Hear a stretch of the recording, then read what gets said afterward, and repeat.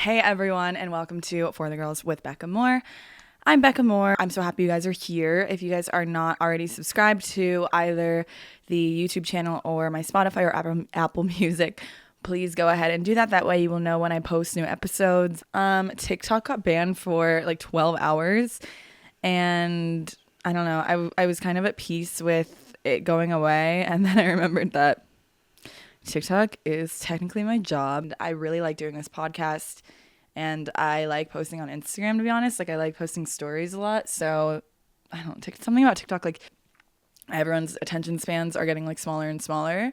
So I was excited for at least like a little bit of a break from that, just because I feel like it gets like exhausting. But it's back. I don't know. And I think today I want to talk about like how I have my career in the first place, and like where I came from and like how I got here. But I also just want to update you guys on how I'm feeling this week. I am still going through my breakup. When I see other couples that have kind of made their life public and they go through like a random breakup and you didn't expect it, like I do kind of feel like they owe it to the world to like tell us what happened. Obviously they don't actually, but I don't know. I just wanted to like let you guys know how I'm feeling. And no, I don't think I share too much of my life online. Well, okay, yeah, I share a little bit too much of my life online, but why stop now? You know what I mean? Welcome to my podcast. No, yeah, I really should take a break. That's what I'm saying. I'm like, maybe I should just talk about anything besides my love life for 1 week. I don't really talk about my love life that much, so do I? I don't know. But, yeah, no, this is a real breakup that I'm going through. You can like hear my brain like ping-ponging back and forth. And yeah, I also think that like it's hard to feel misunderstood, and that of course my cat wants to play with a toy for the first time in his life while I'm filming the podcast. Ugh, Bear Bear. Bear Bear has never played with this toy one time in his life, and the second I start filming this podcast, he's like, you know what I want to do? Play with the loudest toy there is. I'm going to put this out there. Hey. Say hi. Oh, okay. One day he's going to make a cameo. I do think the hard part about a breakup, though, is the, like, living in confusion. A lot of it is, like, what was the meaning in that and why now? And, like, could we have stayed together, or like why, basically? And like, was that the person I was supposed to be with, or am I like, should I be reaching out? And like, I don't know, you know? So I think that is the hardest part, just living in confusion. And the worst part about it is that you don't know why that had to happen for a long time. It takes so long to figure out why that happened. And because I'm just like reflecting on other breakups that I've been through, or like, you know, like endings, and it hurts so bad, and you're like, why? But then you kind of are able, reflection doesn't, like, it's hindsight doesn't come for a long time. So you like, that is the hardest part for me. It's like living in like, I'm scared to like be excited. If you're not watching on YouTube, babe, I just got on the couch with me, and I'm scared to like react because I think he'll leave if I do. Playing it cool. This is totally normal for him. Ew, what's on your paw? What's on your paw? Ew, oh my God. This is a disaster. What's on you? Oh my God. So many things have gone wrong. The batteries to this microphone died. The camera settings got off. The SD card was full. I had to go to the store and get batteries. Also, I'm supposed to be leaving in like 10 minutes. 10 minutes to go to a football game with my friends. And then now Bear Bear has stuff like litter. I don't want to say what it is. He has his number 2 stuck on his foot. You guys. And he just got on the couch, and I was excited for him to get on the couch. Jesus Christ. Ugh, I feel like this is like an omen that I shouldn't be talking. But yeah, hindsight just like sucks to not have right now. I can already see positives, especially like I don't think that I feel like I'm being forced to grow right now. I'm being forced to figure out what I want and like figure out like steps I can make to make my life better and to make myself feel better. Like for example, I don't think if we hadn't broken up, I don't think I would have like pushed myself to start doing things by myself, like going to workout classes by myself. And that is something that I think I've secretly wanted to do for a long time. And I don't think I would be like I feel like I've been like leaning on my friends a lot more, and I think that's so good for me because I think that I kind of got like swept into her world, like my ex's world. I was doing things at her house all the time, and so like I've been like focused on my apartment and making myself feel good and talking to my friends, going out with my friends, like prioritizing my friendships because those are permanent parts of my life. And I've had to kind of trust myself and like literally like depend on myself to my gut instinct, I guess, to like guide me through like what to do. And I don't know, I think I like that's all I have right now, like the reasons. Also, I wouldn't have signed up for like writing classes and acting classes that I signed up for. I wouldn't have I don't know, there's just so many random things that I've done to try to make myself feel better. I've been reading. Mel Robbins has become like I feel like I just discovered a religion. I feel like she's like a pastor, and I kind of understand how people can fall into like culty religions because I don't know if you know, I'm like really into 19 Kids and Counting and like legalism. So the 19 Kids and Counting family, I don't know if you're familiar, but they were like this fundamentalist family who basically like were Southern Baptists, I think, but then they were introduced to this pastor who was preaching legalism, but like using the Bible to interpret what he thought that people should be doing and families should be doing. So for example, like they can't kiss until they're married, they can't hold hands until they're engaged, the girls can't wear pants, they have to have long hair, they have to smile all the time, they have to pretend to be happy even when they're not happy. Trying to think of what else. They have to eat like certain types of bread. They have to just like random rules that he created, and he kind of like brainwashed all of them. And the only reason I know all of this is because the daughters have made like one daughter wrote a book that I thought was like crazy. Jill wrote a book and I read it, and it like taught me so much about I've always been interested in their family and like radical religion in general. I feel like I've been always interested in. So to like hear from the daughters that have kind of like been deconstructing their religion was like so interesting to me. Anyway, that really had nothing to do with anything except I understand how they kind of fell into that because I've been listening to Mel Robbins and like taking her advice is like the Bible. And like she says that you're supposed to like jump out of bed in the morning like a rocket, like you're supposed to be like 5 4 3 2 1, get out of bed, gulp a bunch of water, don't drink caffeine for an hour, go outside walk for 10 minutes with no music, no podcast, no phone, just walk for 10 minutes. And then you're supposed to start working on something that you wanted to work on, and then you can have caffeine. And I've been doing that. Like, I don't know, you guys. I feel like I've just been, also like if you're going through a breakup, you're supposed to do no contact for 30 days. Not there yet. But honestly, like I'm down for religion. I feel like in the hardest times of people's lives, they are just looking for guidance and looking for answers. And anyway, all of that to say, I was just saying, again, every time I say all of that to say, I think of Fortnite. All of this to say, I understand why people fall into like cults. So anyway, but yeah, I'm just trying to like reflect and like trust myself and like, I don't know. I think like going through a breakup, there is the stages of grief. And so it's like, I'm pretty sure I'll read them out loud to you guys. There is denial, anger, bargaining, depression, and acceptance. Okay, I did not know that was what it was. I do think for me it was like denial / depression in the beginning. I don't know. I'm just trying to get it out of my body by like working out, and so that's where I'm at. Because I feel like if I don't get it out, then it'll just come out in like, I don't know, like different ways.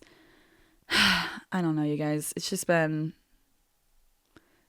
definitely a month, and I am proud of myself for how much I've grown in the past month even. And so I can't wait to see where I am a month from now. But yeah, life isn't all happy, happy, happy. Like I hope like I don't know, I hope one day I'm like, why am I getting emotional? I feel like I cry every podcast episode. But like I look back on like I remember in my last podcast episode I was saying that this is like one of the top 3 or 4 worst times in my life.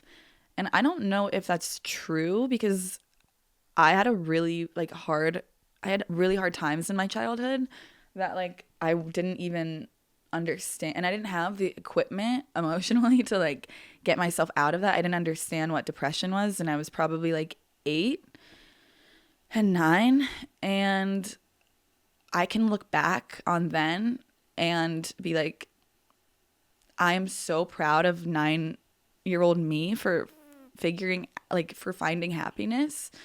And I remember like on my 9th birthday, I literally like, this is so random that I had like depression as a child, but I really had a hard time at different points in my childhood. So I remember like wishing on a star when I was like 9 years old that I would feel better and not feel like the world was so gray, and like not want to sleep all day because I was coming home from school and sleeping until like 8 p.m. every day, and I didn't understand why, and I didn't understand like my dad and my teachers were like asking me what was wrong and like trying to I didn't know. And so like there are so many times that I look back on that and I'm like, "Oh my God, that was terrible." Like that was really a rough time. That was worse than now. That was way worse than now because I had no control. I had no money. I didn't know how to get help. I didn't know how to feel better. I didn't know I was depressed. And so, um, yeah, like I thought I just saw one path for my life, especially like growing up when you don't have a lot of money. You see one path for your life and it looks kind of miserable, and like everything just seems bleak. The future kind of scared, like just seemed like I just have to survive. It's like survival almost. It's not like we were having trouble surviving, but it was more like as long as I have enough money to have food, like that's all I need. But that was like a way harder time than now because now I have the means to like get myself a therapist. Like I can, if I'm not feeling like good, I can like hire someone to like clean my apartment for me. And that there were times in my life where I didn't have that. Like I didn't have any money. Like I had like $20 in my bank account.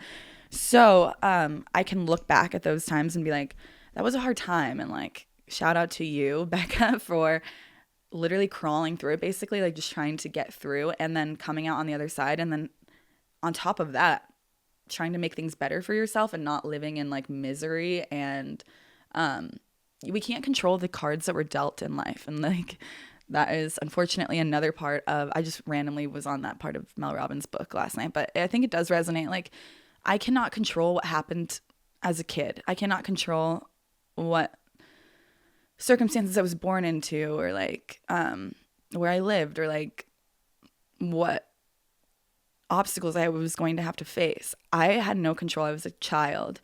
And so all I can do is like if I think applying that to like right now, especially like living in confusion and being like, what's going to happen in my future? Like, where do I go from here?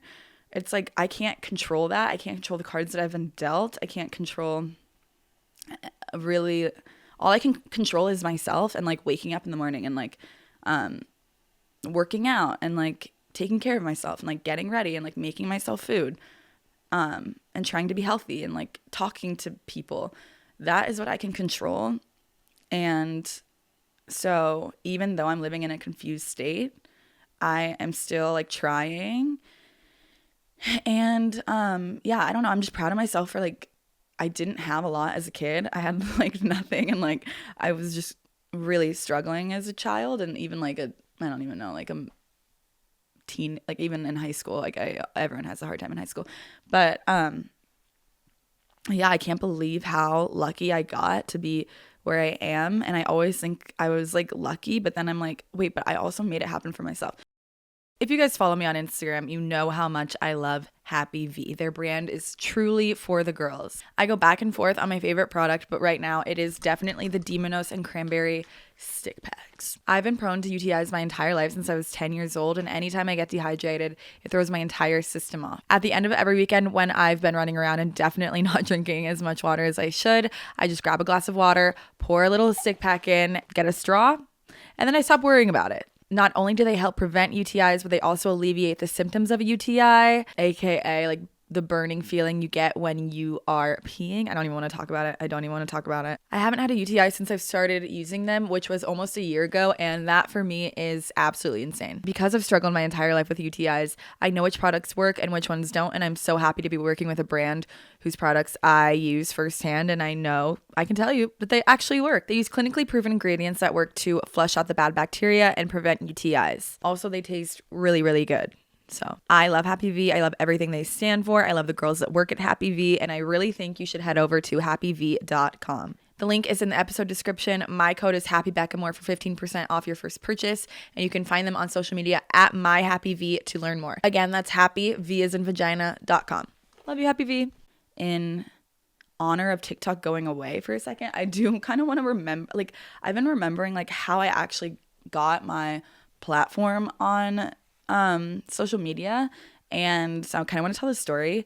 I was in college, and even going to college, like, I'm proud of myself for even doing that. My siblings didn't go to college. I got to go because I had a scholarship. And being there, it really like, and being with like a bunch of peers that were like really driven, that kind of inspired me to like graduate and keep going. And I always loved social media and posting on social media, and like I was very serious about my Instagram. Like, I always wanted it to look good. Influencing wasn't a thing back then, really. I just wanted to look, I was obsessed with like looking cute on my Instagram, which ended up like a couple years later causing me to have like Facetune dysmorphia, but that's a whole other thing. So then I ended up taking this picture on Halloween. Maybe I'll insert it in the YouTube if you're watching on YouTube. But I took this picture on Halloween of myself like standing on stairs in a Playboy outfit, and Barstool Smoke Shows posted it. And back then that was like really cool. I wonder if Barstool Smoke Shows is still a thing. I'm gonna go look it up. I felt like really cool when they posted it, and I ended up gaining like a lot of I think I had like 2,000 followers, and I gained like 3,000 followers. I don't think it's a thing anymore. I just tried to look it up. I don't see any Barstool Smoke Shows. So then this man DM'd me, and I hate that he's part of this story because he loves it. I know he loves it, and I feel like he's going to see this, and it doesn't even matter. He DM'd me, and he was like, hey, do you go to OU? And I was like, yeah. And he was like, oh my God, I love OU. I throw a music festival that goes there. And I was like, no way, what? So I looked him up. He was verified, and that was like crazy for a verified person to be DMing me. I looked him up. He was really attractive, and like he looked successful and like cool and smart. And we started DMing, and he was like, this is so random, but like, would you ever want to, your like Instagram is so good, you should help us recruit girls that on campus that can promote our music festival, because he ran like 2 music festivals, I think. I'm not really sure anymore. Like, some of the memories have faded away, and timeline wise they've kind of faded. So if I guess if who would know except for him, like how it happened and in what order. I don't know. I just feel like he's watching this right now. So I was like, oh my God, yeah. And then he said that I would be like getting to go to the festival for free and like bringing my friends, and it would be like good resume stuff. So I was like, okay. Also, this guy was like hot, and then we were like DMing like kind of bantery. So I also just liked him a little bit, and I was like, yeah, I want like stuff for my resume because I'm about to have to look for jobs. So I started recruiting for him, which was basically just DMing girls. I found out, I didn't know it was going to be this, but it was basically just DMing girls and being like, hey, would you ever be down if we sent you like free music festival, I'm not going to say the name of the music festival, but music festival merch, would you post in it? And if you sold a certain number of tickets, you would get free tickets yourself. So I was doing that. Like, it was my full-time job. Like, I had so much time. I think COVID had started to happen. Like, it was about to happen. And I was really like, basically like working, like just DMing girls every day. DMing girls that had like 2,000 followers, that, because like, again, influencing wasn't a huge thing back then. Being like an Instagram influencer wasn't as like common now. So just finding girls on different campuses that were in one of the cities that this music festival went to. So I was DMing them. And I ended up having the highest number of girls that I was recruiting that he had ever hired or something. And I remember like we would be on Zooms, and I realized that there were like other girls that lived in different states that had the same job as me. And I kept like winning every week or whatever, like I kept being like the top recruiter. And then I started to realize that we would have Zooms every week, but I realized it really meant nothing. Like, what am I doing this for? And I was kind of like, what the hell? So then I kept being like, and then I was serving at the time because I think COVID happened, blah, blah, blah. Ended up, while I was recruiting for him and waiting tables, I got hired at a real recruit, like a headhunting job. And I ended up like telling him like, hey, I'm about to have a job. So like, if there's nothing else I can do, like, I'm done doing this basically. And then he DM'd me and he was like, hey, would you ever actually, like, you should run my social media. Like, could you help? I love your Instagram. And like, if I like give you access to all of my photos, will you organize my pictures, edit them, and then make captions for me, and then also run the music festival social media? And he basically asked me to do all of that. And I was like, hell yes. Like, I didn't even know I could have like, I'm going to have a social media job. Hell yeah. I assumed I was getting paid. He did say that I would be paid if I was running the music festival Instagram. And so then I was like, oh my God, hell yeah. He asked me, at this point I'm in Columbus because COVID happened. He asked me to come over to like have a meeting with him to talk about it. And so I go over and like, I'm prepared to like ask for this amount of money and just talk about like what he wanted for his Instagram. But I also, at the same time, I did have a little bit of a crush on him. So that was very confused. Like, that was a weird dynamic. But like, he was my boss. So like, whatever. I go to his house and he is, of course it's at night. Like, it was at night and he's having a full blown party. So there's a bunch of like girls at his house. I didn't know anyone. I walk in, he told me the address. He was texting me like, this is the address, like, come in. He did not greet me at the door. One of his random coworkers opens the door and he's like, oh, hey.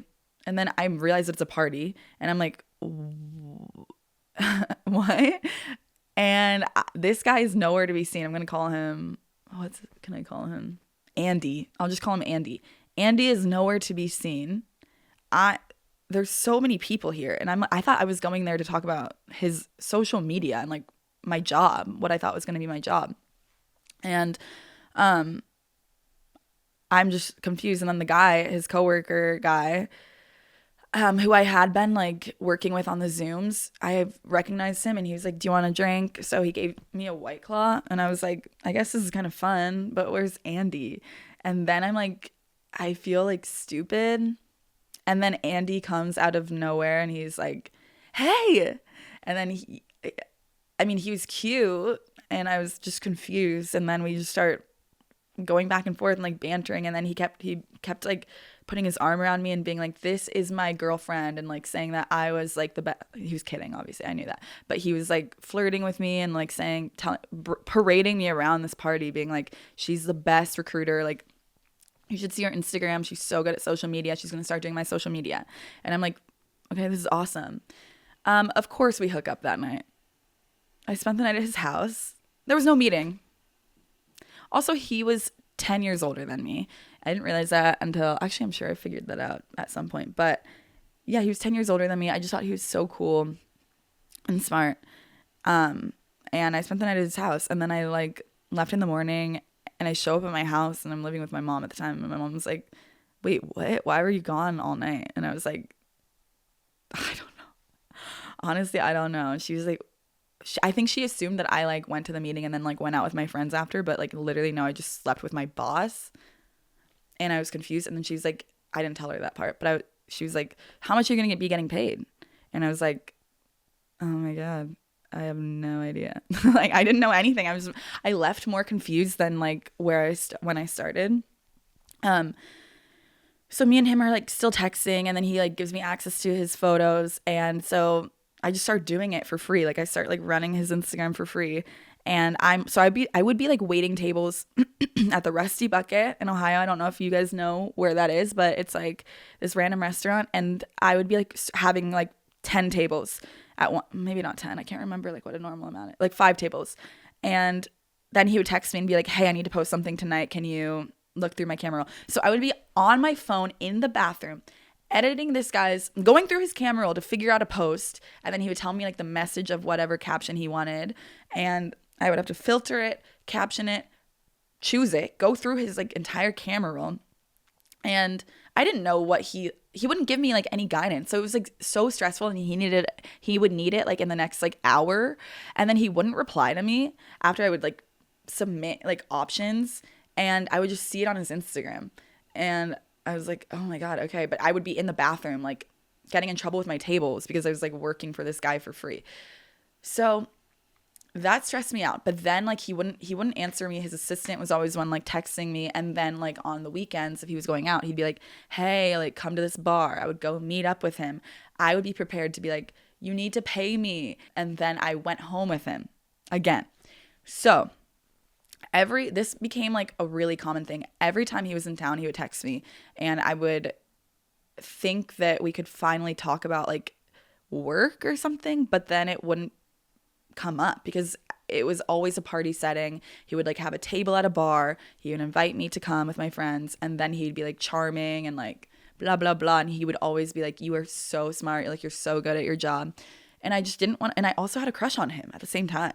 So I didn't want to like ruin our vibe, but like everyone in my life was like getting frustrated with me. They were like, you have to get a job. Like you can't just keep serving, hoping that this guy like starts to pay you. So I was about to start my recruiting job, and I told him that. They called me. They said I have to delete my Instagram because I'm posting too much like hot pictures of myself, and it was unprofessional. So they wanted me to change my name to Rebecca, take away the more, and make my account private, and take down pictures of myself.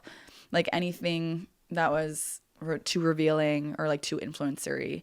And I tell him this, and he was like, hell no. Hell no. Do not do that. Do not do that. And when I tell him this, it's more, again, remember, our dynamic is like we are hooking up and we are like texting randomly, but I'm also like working for him for free. So I was a little bit like hoping that he was going to promote me and be like, you are officially the only one running the music festival Instagram, and this is going to be your new salary. And he did say that. He said, how about I hire you to run the Instagram, and I can pay you. And I was like, oh my God. He said, don't take the job, just work for me. And I was like, oh my God, thank you. Thank you so much. I knew everything would be worth it. I knew this would be worth it. So I don't take the job. My parents are so mad at me. Everyone is so mad. My family is like, what is wrong with you? That was a real salary. You're giving it up. This guy is like shady. And they also at this point knew that we were hooking up. And I didn't trust him. So then I go, hold on, let me get some coffee. So he invites me back to his house. I think, again, it's going to be to talk about my salary. I come over, and it is the same vibe as the first time I went to his house. It was a party. He was texting me, like, here's the address, come now, begging me to come. I kept saying, like, oh, why can't we talk in the morning? Because I didn't want to, like, put makeup on and go. And I also had a feeling it would be to hook up. But I was like, maybe he'll prove me wrong. Like, maybe this will be the time that we talk about work. I fully get ready. And I'm like, okay, I'm going to say this. I'm going to say this. I'm going to say that. I walk in. Again, his coworker finds me outside. He is all of a sudden, the second I say I'm here, he's not replying to me. Even though he was texting me like, leave now, come on, get here. He's not replying to me. His coworker is like, Becca, is that you? His coworker lets me inside, again, gives me a drink. There are 30 girls. It's 30 girls and him and his 2 guy coworkers. And all these girls look around my age and they're all like blonde. And I'm like, who are any of you? Why didn't you tell me to bring a friend? If this is a party, like tell me that it's a party. I was like so frustrated. I start like pounding a White Claw. I'm like, where's Andy? And he was like, oh, his coworker was like, I think he's in his room or something. I'm not really sure. I don't know what's going on. And I'm like, can I go up? And he's like, no, he's going to come down. Don't worry. Andy comes down with another 19-year-old looking girl. They come down the stairs looking like they had a huge secret that no one could know. She leaves. She grabs her friends and she's like, okay, bye everyone. She leaves. I knew that they had just hooked up. I'm livid. I'm literally livid. But then all of a sudden, some more CEO looking people walk in the room and they're like, Andy, oh my God. They look like I think they were like investors of the music festival. I don't really know, but like they're older than me. I felt young and small and confused, and I didn't want to make a scene when I was like leaving because I was like, this is ridiculous. I just turned down a job because I thought I was going to work for you. I came here because I was going to ask you for like what my salary was going to be, and you just hooked up with the girl, and we're also hooking up, and you're also like 12 years older than me, and I also thought you were so cool, and like this sucks. Like you suck, you know? So I'm still mad. Like, I feel like I'm still mad about so many random things in my life. I felt so small. He again does the thing where he's like putting his arm around me. He's like, oh my God, this girl saves my life. She helps me so much. She's our top recruiter. She has this like special, he was making me feel so special. He was like, she's so smart with her DMs. Like she teaches the girls how to recruit. It was basically a pyramid scheme. This was a pyramid scheme. By the way, I wasn't getting paid, and I was recruiting hundreds of girls to post for this music festival for free. And he was talking me up so much. I'm like, okay, I feel special for a second. Like, I guess whatever, she's the girl you hooked up with just now, but like at least you think I'm smart. And then something with like the CEOs kind of like, I felt too weird to leave. And he starts saying like, she's so smart. Like, this is a girl you need to know if you need anything social media related. So I'm like, okay, I guess I'm thankful. These people could not help me, by the way. At the time, I knew nothing. I was like 20. So I didn't know if these people were important. Everyone older than me just felt important. Now I know. That's so insane. Like, why were they partying with all these like 20-year-old girls? It's a bunch of old men. So weird.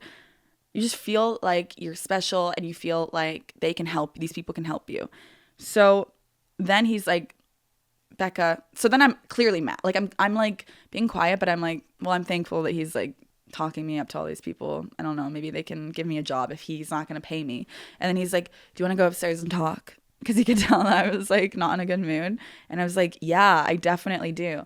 We go upstairs. He starts like hugging me. He's like, I'm sorry. And I was like, did you just hook up with that girl? I just watched you come down the stairs. Did you hook up with her? And he was like, no, I know they did. And then he's like hugging me and like I'm confused.